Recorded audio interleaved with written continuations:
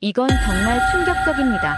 세계가 지켜보는 가운데 한국의 역사적 쾌거가 재평가되고 있습니다. 세계 최고 석학들조차 상상할 수 없는 성취라며 탄성을 자아냈고 그 근본에는 5천년 이어진 민족의 혼과 국격 상승 엔진이 숨겨져 있었다고 말했는데요. 미국 저명한 석학은 이는 단순한 기적이 아닌 필연이었다고 강조합니다. 도대체 무슨 일이 일어난 걸까요? 미국에서 날아온 충격적인 이야기 지금 시작합니다. 그 전에 잠깐 1초 만에 누를 수 있는 좋아요 버튼을 꾹 눌러주시면 영상 제작에 큰 힘이 됩니다. 그럼 바로 사연 시작하겠습니다. 안녕하세요. 저는 스탠퍼드 대학교 국제정치경제학과 브리트니 한나 교수입니다. 하버드에서 국제관계학 박사를 마치고 동아시아 경제사와 윤리적 자본주의를 집중적으로 연구했습니다. 특히 미국과 아시아 국가들 간의 경제 협력 모델을 분석하며 세계 최강대국인 미국의 글로벌 리더십이 어떻게 다양한 국가들의 발전에 영향을 미치는지 탐구해왔어요. 오늘은 제가 최근 하버드 스탠퍼드 동아시아 심포지엄에서 경험한 경악스러운 순간과 그 속에 숨겨진 비밀을 들려드리려 합니다. 사실 제가 한국에 이토록 깊은 관심을 갖게 된 데는 개인적인 이유가 있습니다. 제가 8살 때 우리 동네에는 무궁화 세탁소라는 한국인 부부가 운영하는 작은 가게가 있었어요. 어머니와 함께 세탁물을 맡기러 갈 때마다 한국인 아주머니는 늘 저에게 달콤한 한국 과자를 건네주셨습니다. 언제나 밝게 웃으시며 공부 열심히 해서 훌륭한 사람 되렴이라고 말씀하셨죠. 한 번은 제가 학교 과제로 어려움을 겪고 있을 때 세탁소 사장님이 자신의 이야기를 들려주셨습니다. 한국 전쟁 이후 폐허가 된 나라에서 시작해 대학 교육을 받고 미국으로 이민 온 그분의 여정이 저를 완전히 사로잡았어요. 우리나라는 아무것도 없었지만 배움에 대한 열정만큼은 세계 최고였단다. 라는 말씀이 제 어린 가슴에 깊이 새겨졌습니다. 그날 이후로 저는 한국에 대해 알아보기 시작했어요. 이 작은 나라가 이룬 역사적 쾌거에 점점 빠져들게 되었고 미국 최고 대학의 교수가 된 지금까지도 한국의 독특한 발전 경로는 제 연구의 핵심 주제 중 하나로 남아 있습니다. 보스턴의 하버드 캠퍼스는 가을 단풍으로 화려하게 물들어 있었습니다. 200년이 넘은 붉은 벽돌, 건물들 사이로 세계 각국에서 모인 학자들이 분주히 오가는 모습이 눈에 들어왔어요. 저는 발표 자료가 담긴 노트북을 꼭 쥐고 심포지엄 주 강당으로 향했습니다. 미국을 대표하는 학자로서 책임감에 어깨가 무거웠지만 동시에 오랜 연구 끝에 찾아낸 놀라운 진실을 세상에 알릴 수 있다는 기대감에 가슴이 뛰었어요. 강당에 들어서자 이미 500석 가까운 좌석이 거의 채워져 있었습니다. 세계 최고 석학들과 국제기구, 정부 관계자들로 가득 찬 공간에서 긴장감이 느껴졌어요. 특히 앞줄에 앉아있는 북경대 천샤오롱 교수의 날카로운 시선이 저를 향해 있는 것이 느껴졌습니다. 천 교수는 중국 역사학계의 거물로 방금 전 중국 중심의 동아시아 질서, 역사적 필연성이라는 주제로 발표를 마친 상태였어요. 그의 발표 중 중국은 아시아의 중심이며 한국은 단지 그 영향력 아래 있었던 변방 국가에 불과하다는 주장이 제 귀에 계속해서 맴돌았습니다. 이런 오랜 편견을 바로잡는 것이 오늘 제 발표의 목표였어요. 드디어 제 차례가 왔고 강단에 올라선 저는 잠시 물을 마시며 청중들을 바라봤습니다. 미국 학자로서 동아시아 역사를 파헤치는 것은 항상 도전적이었지만 수년간의 철저한 연구와 한국에서의 현장 조사를 통해 얻은 데이터는 충분히 설득력이 있었어요. 오늘 저는 동아시아 역사에서 간과되어 온 충격적인 사실을 말씀드리려 합니다. 제 목소리가 강당에 울려 퍼졌어요. 바로 한국은 온전한 의미의 국가였고 중국은 제국이었다는 근본적 차이입니다. 이 말에 청중 사이에서 작은 소란이 일었고 천 교수의 얼굴에 순간적으로 불편한 표정이 스쳐 지나갔습니다. 저는 계속해서 설명을 이어갔어요. 국가와 제국의 차이는 단순한 규모가 아닙니다. 공유된 역사와 문화, 언어적 동질성, 그리고 영토적 연속성을 기반으로 하는 국가 정체성이 핵심입니다. 스크린에는 고조선부터 현대 한국까지 이어지는 초격차 문명의 타임라인을 보여주었습니다. 한반도에서 약 5천년간 이어져 온 문명의 연속성은 세계 어디에서도 찾아보기 힘든 사례입니다. 특히 조선의 500년은 같은 언어, 같은 민족, 같은 영토에서 단일 국가가 유지된 세계 최장 기록입니다. 저는 각종 역사적 문헌과 고고학적 증거들을 차례로 보여주었어요. 한국 역사의 연속성은 미국 역사학계에서도 특별한 관심사입니다. 우리가 200년의 역사로 세계 최강국이 된 것과 비교하면 5천년의 시간 동안 정체성을 지켜온 한국의 사례는 학문적으로 매우 가치 있는 연구 대상입니다. 이 부분에서 청중들의 눈빛이 달라지기 시작했어요. 천 교수가 자리에서 일어났습니다. 한나 교수님, 어떻게 미국 학자가 이런 주장을 할 수 있습니까? 한국은 오랜 세월 중국의 문화권에 속해 있었을 뿐입니다. 한국의 민족 중심 국가라는 개념은 현대 세계에서 비현실적인 낭만에 불과합니다. 천 교수의 질문에 강당 내 공기가 팽팽해졌고 저는 잠시 숨을 고르며 다음 슬라이드로 넘겼어요. 신라시대 독창적인 문자 체계와 철학 서적들의 이미지가 화면에 나타났습니다. 신라시대부터 독자적 문자 체계와 철학을 발전시킨 한국의 독립성을 보여주는 역사적 증거입니다. 제가 이렇게 확신할 수 있는 이유는 서울대학교 고문서 보관소에서 직접 발굴한 문헌 연구와 한국의 최고 석학들과의 공동 연구 덕분입니다. 제 목소리는 더욱 선명하게 강당을 채웠어요. 청중들은 이제 완전히 집중하고 있었습니다. 한때는 이해하기 어려웠던 한국의 역사적 위치가 새로운 관점에서 재조명되는 순간이었어요. 특히 젊은 학자들 사이에서 활발한 토론이 일어나는 모습이 보였습니다. 이것이 바로 제가 미국 학자로서 추구하는 순간이었어요. 심포지엄 다음 세션으로 넘어가면서 제 발표는 더욱 깊이를 더해갔습니다. 한국이 역사를 철저히 기록하는 나라라는 점이 제 연구의 근본적 토대였어요. 세계 어느 나라도 한국처럼 자국의 역사를 꼼꼼하게 기록한 사례를 찾기 어렵습니다. 조선왕조실록은 무려 472년간의 역사를 하루도 빠짐없이 기록한 세계 최대 규모의 역사서로 유네스코 세계기록유산으로 등재된 역사적 쾌거입니다. 한국의 역사기록 문화는 단순한 문서 보관이 아닌 국가 정체성의 핵심이었습니다. 제 목소리가 강당에 울려 퍼졌어요. 스크린에는 수천 권에 달하는 조선왕조실록과 승정원일기의 이미지가 나타났습니다. 청중들의 눈빛에서 놀라움이 느껴졌어요. 특히 천 교수를 비롯한 중국 학자들은 의아한 표정을 감추지 못했습니다. 이런 철저한 기록 문화가 한국의 발전 과정에서 어떤 역할을 했을까요? 저는 화면을 다음 슬라이드로 넘겼습니다. 해방 직후 폐허가 된 서울의 흑백 사진과 현대 서울의 화려한 스카이라인이 대비되는 이미지가 나타났어요. 이제부터 제가 파헤치려는 것은 바로 한국의 기적이 우연이 아닌 필연이었음을 보여주는 역사적 증거들입니다. 저는 한국의 자영농 혁명으로 화제를 전환했습니다. 해방 후 한국의 농지개혁은 단순한 토지 재분배가 아닌 경제 기적의 첫 단추였습니다. 슬라이드에는 농지개혁 전후의 통계 자료가 담겨 있었어요. 소작농에서 자영농으로 전환된 농민들은 자녀 교육에 과감히 투자했고 이것이 한국 산업화의 인적 자원을 공급하는 토대가 되었습니다. 천 교수의 표정이 점점 굳어가는 것이 보였습니다. 그는 미국과 중국의 초강대국 경쟁 속에서 한국 같은 작은 나라의 성공 사례가 주목받는 상황이 불편해 보였어요. 하지만 저는 계속해서 데이터와 사례를 제시했습니다. 1970년대 초 한국의 평균 국민소득은 아프리카 중상위권 국가들과 비슷한 수준이었습니다. 그런데 불과 50년 만에 세계 10위권 경제대국으로 도약했어요. 이는 세계 경제사에서 유례없는 초격차 성장입니다. 청중들 사이에서 작은 탄성이 들렸습니다. 한국의 경제성장률 그래프는 다른 어떤 나라의 발전 모델과도 다른 가파른 상승 곡선을 그리고 있었어요. 한국은 한때는 국제 원조를 받던 최빈국이었습니다. 그러나 지금은 세계은행이 공식적으로 인정한 원조 공여국으로 지위가 완전히 역전되었어요. 이런 변화는 역사상 유일무이한 사례입니다. 그리고 제가 강조한 부분은 한국의 경제 발전이 단순한 물질적 성장에 그치지 않았다는 점이었습니다. 그 근본에는 올바른 일을 하자는 윤리적 가치가 자리 잡고 있었어요. 조선시대부터 이어진 의로움과 올바름을 중시하는 정신이 경제 발전의 방향을 이끌었습니다. 저는 한국 기업들의 윤리 경영 사례와 글로벌 기업 시민으로서의 활동 이미지를 보여주었습니다. 이러한 윤리적 접근이 세계 시장에서 한국 기업들의 경쟁력을 높인 핵심 요소였습니다. 품질과 신뢰성을 최우선으로 여기는 문화가 글로벌 소비자들의 마음을 사로잡았어요. 미국의 경우 개인의 자유와 창의성을 기반으로 경제 발전을 이룩했다면 한국은 공동체 의식과 윤리적 가치를 바탕으로 성장했다는 점을 비교하며 설명했습니다. 이 두 가지 성공 모델이 어떻게 서로를 보완하며 세계 경제의 균형을 이루는지에 대해 청중들의 관심이 집중되었어요. 또한 인상적이었던 것은 한국의 인프라 구축 속도였는데 한국은 도로, 항만, 통신망 등 기본 인프라를 구축하는 데 있어 세계 평균보다 3배 이상 빠른 속도를 보여줬습니다.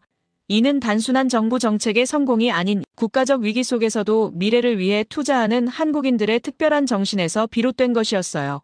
천 교수는 자리에서 조용히 메모를 하며 제 발표를 지켜보고 있었습니다. 그의 얼굴에서는 처음에 비웃음 대신 점점 진지한 표정이 엿보였어요. 아마도 그도 한국의 경제 성장이 단순한 우연이나 외부 지원의 결과가 아니라는 사실을 인정하기 시작한 듯 했습니다. 저는 발표의 두 번째 부분을 마무리하며 다음을 예고했습니다. 지금까지 우리는 한국의 역사적 정체성과 경제 발전의 독특한 측면을 살펴봤습니다.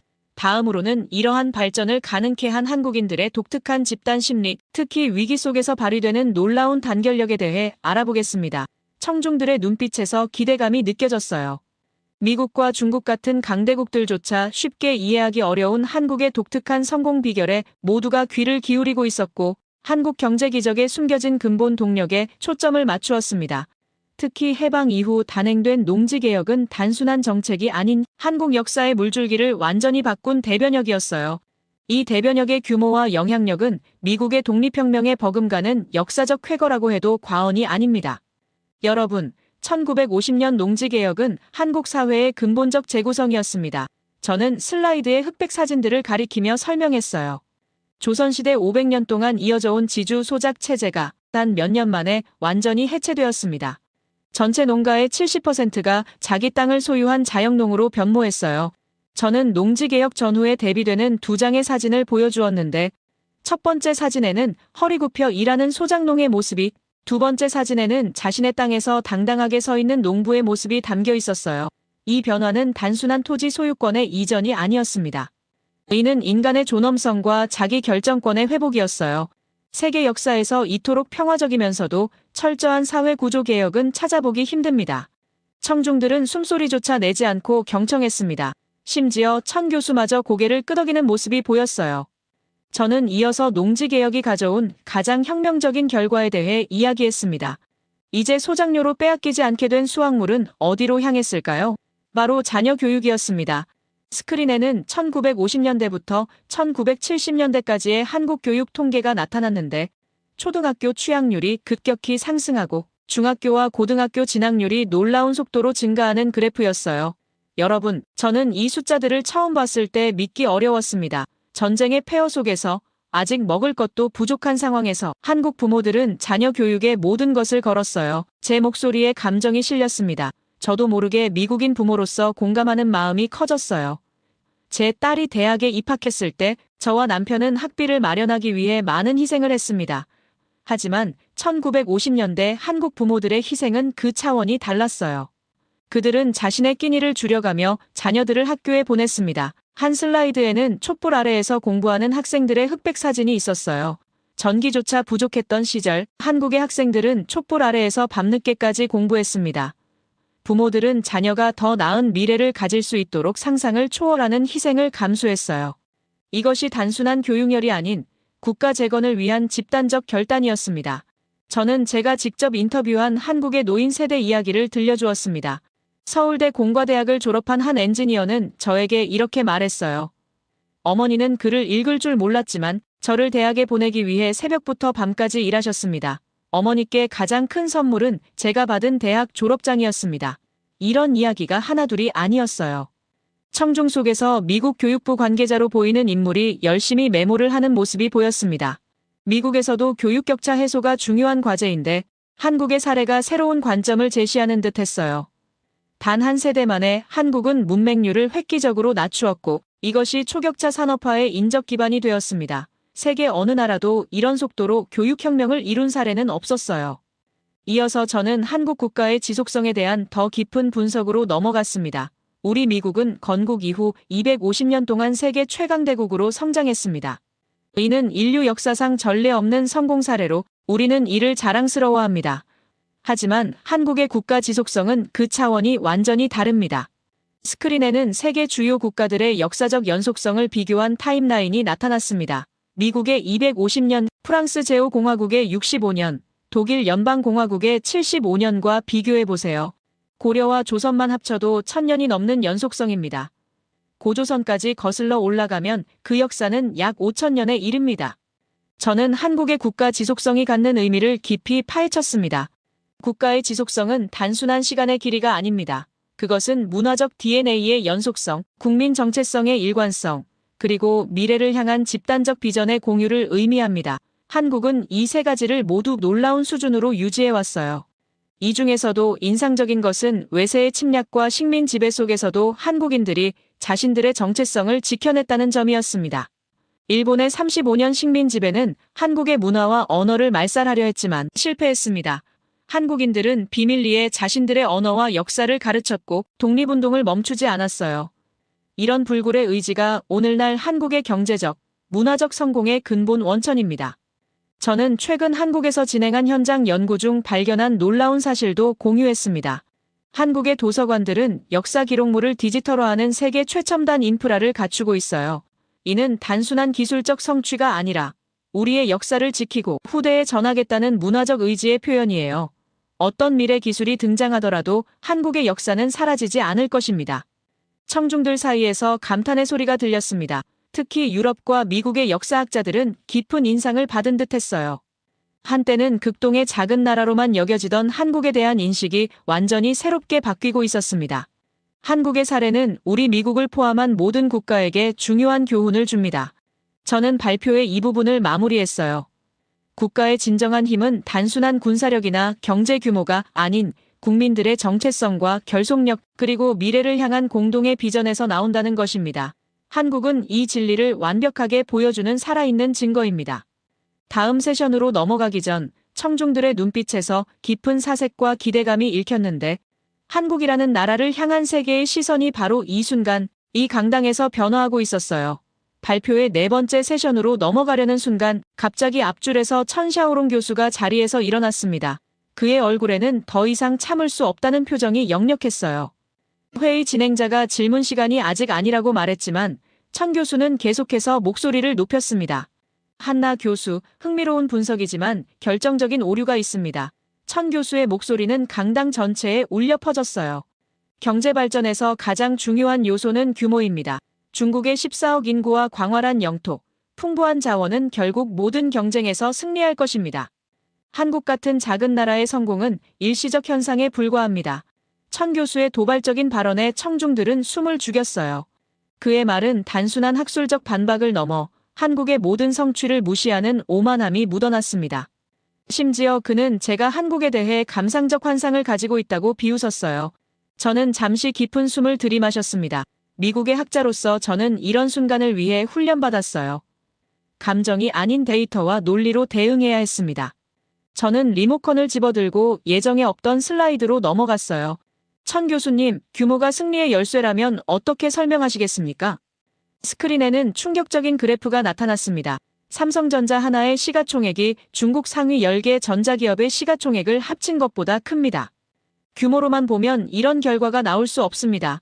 청중들 사이에서 놀라움의 웅성거림이 일었습니다. 저는 계속해서 데이터를 제시했어요. 반도체 시장에서 삼성과 SK하이닉스의 점유율은 70%가 넘습니다. 이 두 기업이 속한 나라의 인구는 세계 인구의 0.6%에 불과합니다. 규모 이론으로는 절대 설명할 수 없는 현상입니다. 천 교수의 얼굴이 굳어졌지만 저는 멈추지 않았습니다. 실리콘밸리의 애플이 세계 최고의 기업 가치를 지닌 이유가 미국의 규모 때문이라고 생각하십니까? 중국에 14억 소비자가 있다면 왜 세계 최고의 스마트폰 브랜드는 삼성과 애플일까요? 저는 화면을 다시 전환하여 세계 각국의 혁신지수 순위를 보여주었는데요. 규모가 전부라면 중국이 한국보다 훨씬 앞서 있어야 합니다.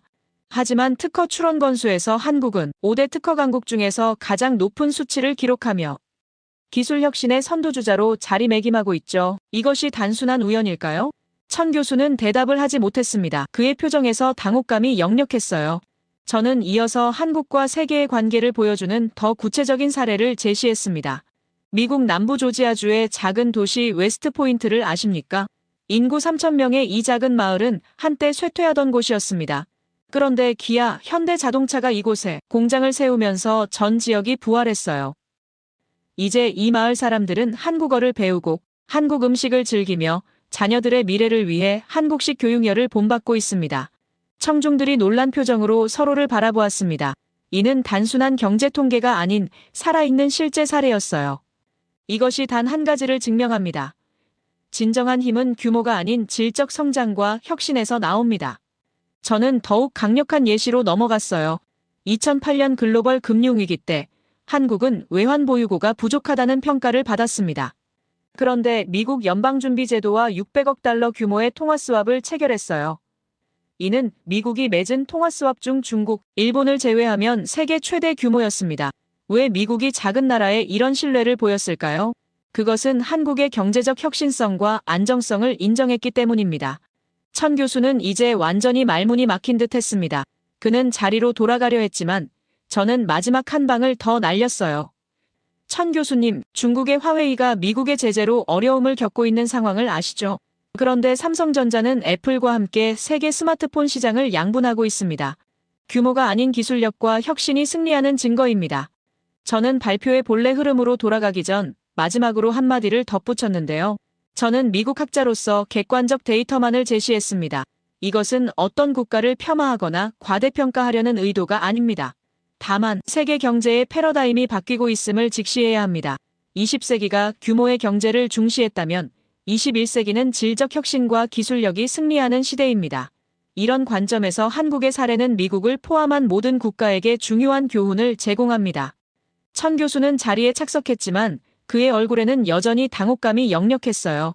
반면 하버드, 옥스퍼드, 소르본 등 세계 유수 대학의 학자들은 메모를 하며 열띤 토론을 시작했어요. 제 발표는 이제 단순한 학술 논문을 넘어 세계 경제 질서에 대한 패러다임의 전환을 촉구하는 선언이 되어가고 있었습니다. 발표의 다음 부분으로 넘어가기 전 저는 심호흡을 했습니다. 청중들의 얼굴에 비친 표정에서 그들의 한국에 대한 인식이 완전히 바뀌고 있음을 느낄 수 있었어요. 이것이 바로 제가 학자로서 추구하는 순간이었습니다.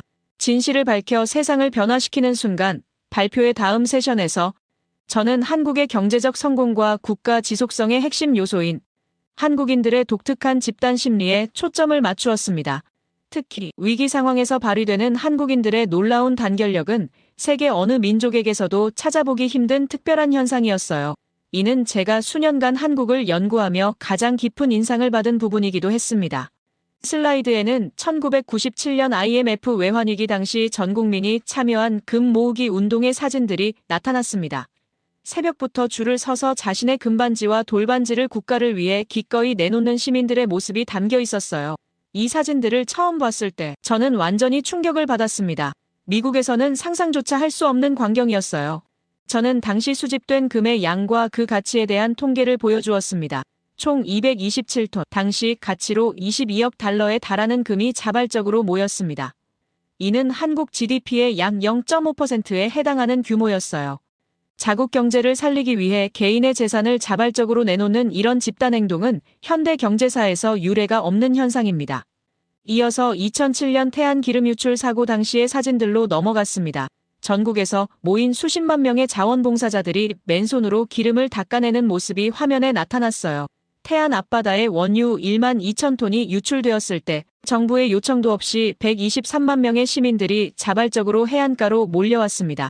이들은 자비로 교통비와 숙박비를 감당하며 평균 7시간 이상 기름 제거 작업에 참여했어요. 청중들의 표정에서 놀라움이 역력했습니다. 저는 계속해서 설명을 이어갔어요. 이 봉사자들 중에는 회사원, 학생, 주부뿐만 아니라 어린이들, 어르신분들도 포함되어 있었습니다. 사회적 지위와 계층의 구분 없이 모두가 한마음으로 참여했다는 점이 특히 인상적이었어요. 이어서 가장 최근 사례인 코로나19 초기 대응에 관한 자료를 보여주었습니다.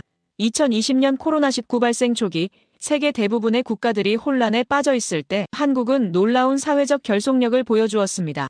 마스크 착용률 99.5%, 사회적 거리두기 준수율 96%, 자발적 자가격리 이행률 98.6%라는 경이로운 수치를 기록했어요. 청중들은 이 통계에 깊은 인상을 받은 듯 했습니다. 특히 공중보건 분야의 전문가들이 적극적으로 메모를 하는 모습이 보였어요. 미국과 유럽에서는 마스크 착용 여부가 정치적 논쟁거리가 되었지만 한국에서는 시민들이 어떤 강제나 처벌 없이도 방역 지침을 철저히 따랐습니다. 이는 단순한 시민의식이 아닌 위기 앞에서 하나가 되는 한국인들의 독특한 집단 심리를 보여주는 사례였어요. 이제 저는 이런 현상의 근본 원인을 파헤치는 단계로 넘어갔습니다. 한국인들의 이런 독특한 집단 심리는 어디에서 비롯된 것일까요? 제 연구에 따르면 이는 수천 년간 외세의 침략과 국난을 겪으며 형성된 생존 전략이었습니다. 강대국들 사이에서 국가를 지키기 위해 단결해야 했던 역사적 경험이 한국인들의 DNA에 깊이 각인된 것이에요. 슬라이드에는 한국의 지정학적 위치와 역사적 침략 경로가 표시된 지도가 나타났습니다. 한반도는 역사적으로 중국, 몽골, 일본 등 주변 강대국들의 침략을 수백 차례 겪었습니다. 삼국시대부터 현대에 이르기까지 한국인들은 끊임없는 외부 위협 속에서 살아남아야 했어요. 이런 환경에서 우리라는 의식이 강화될 수밖에 없었습니다. 특히 흥미로웠던 점은 한국인들의 이중적 특성이었는데요. 평소에 한국인들은 극도로 경쟁적입니다. 교육, 취업, 사회적 지위 획득 과정에서 치열한 경쟁이 벌어집니다. 그런데 국가적 위기나 재난 상황에서는 마치 스위치가 켜진 것처럼 놀라운 협력 체제로 전환됩니다. 이런 이중적 특성은 세계 어느 민족에게서도 찾아보기 힘든 독특한 현상이에요. 이어서 한국의 기업 문화에 대한 분석으로 넘어갔습니다. 삼성, 현대, LG 같은 한국의 글로벌 기업들은 이런 집단적 역동성을 기업 문화로 승화시켰습니다. 위기 상황에서 모든 조직원이 한마음으로 뭉쳐 불가능을 가능으로 만드는 위기 극복 DNA가 이들 기업의 핵심 경쟁력이 되었어요.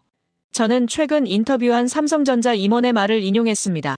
그는 저에게 우리는 평소에 부서 간 경쟁이 매우 치열합니다. 하지만 회사가 위기에 처하면 모든 내부 경쟁은 즉시 중단되고 전사적 협력 체제로 전환됩니다. 라고 설명했습니다. 이것이 바로 한국 기업들이 글로벌 시장에서 빠르게 위기를 극복하고 새로운 기회를 창출할 수 있는 비결이었어요. 청중들의 표정에서 깊은 사색이 느껴졌습니다. 이제 그들은 한국의 경제적 성공이 단순한 정부 정책이나 기업 전략의 결과가 아니라 한국인들의 독특한 민족성과 직결되어 있다는 사실을 이해하기 시작한 듯했어요. 저는 발표의 마지막 부분으로 넘어가며 이런 한국인의 집단 심리가 현대 세계에 주는 시사점을 강조했습니다. 오늘날 세계는 기후변화, 팬데믹, 자원 고갈 등 인류 공통의 위기에 직면해 있습니다. 이런 도전에 맞서기 위해서는 개인과 국가의 이기심을 넘어선 집단적 협력이 필수적입니다. 한국인들이 보여준 위기 속 단결력은 인류가 나아가야 할 방향을 보여주는 중요한 모델이 될 수 있어요. 그리고 한국의 이런 독특한 국가 정체성과 집단 심리의 근원에 대해 더 깊이 탐구할 것임을 예고했습니다. 한국 건국 철학인 홍익인간 정신이 현대 세계 경제에 주는 함의에 대해 논의할 것이라고 말했어요. 청중들의 눈빛에서 기대감이 느껴졌습니다. 이제 그들은 단순한 호기심을 넘어 진정한 학문적 관심을 가지고 한국이라는 나라를 바라보기 시작했습니다. 발표의 마지막 세션에서 저는 한국 문명의 근본에 자리 잡은 철학적 기반을 탐구했습니다. 수천 년 역사를 관통하는 핵심 가치인 홍익인간 정신은 단순한 고대 철학이 아닌 오늘날 한국의 국격 상승 엔진으로 작용하고 있었어요. 이 네 글자에 담긴 의미는 널리 인간을 이롭게 한다는 것으로 한국 건국의 철학적 기반이자 민족의 혼을 대표하는 개념이었습니다. 고조선 건국 신화에서 유래한 이 철학은 5,000년이 지난 오늘날까지도 한국인들의 정신세계에 깊이 뿌리내리고 있습니다. 저는 이 개념의 현대적 적용 사례를 보여주는 슬라이드로 넘어갔어요. 홍익인간 정신은 영토 확장이나 물질적 풍요만을 추구하는 제국적 야망과는 본질적으로 다른 초월적 위상을 지닌 가치관입니다. 이 설명에 청중들의 표정이 밝아졌습니다. 특히 인도, 아프리카, 남미 등 과거 식민 지배를 받았던 국가 출신 학자들의 눈빛에서 깊은 공감이 느껴졌어요. 저는 계속해서 이 철학이 현대 한국 경제에 미친 영향을 설명했습니다. 한국 기업들의 글로벌 성공 전략은 세계 정복자가 아닌 세계 공헌자로서의 정체성에 뿌리를 두고 있습니다. 스크린에는 세계 각국에서 활동하는 한국 기업들의 사회공헌 활동 이미지가 나타났어요. 삼성, 현대, LG와 같은 글로벌 기업들은 단순히 제품을 판매하는 것을 넘어 현지 사회의 발전에 기여하는 것을 핵심 가치로 삼고 있습니다. 이는 한국의 국가 철학이 기업 경영 철학으로 확장된 사례입니다. 특히 인상적인 것은 한국의 국제 원조 정책이었습니다. 한국은 원조를 받던 나라에서 원조를 주는 나라로 전환된 유일한 사례로 이는 세계적으로 지구적 찬사를 받고 있습니다. 저는 한국의 개발 원조 프로그램인 대외무상 협력사업 전담기관의 활동 사례들을 보여주었어요. 한국은 자신들이 겪었던 가난과 고통의 경험을 바탕으로 다른 개발도상국들에게 더 효과적인 지원을 제공하고 있습니다.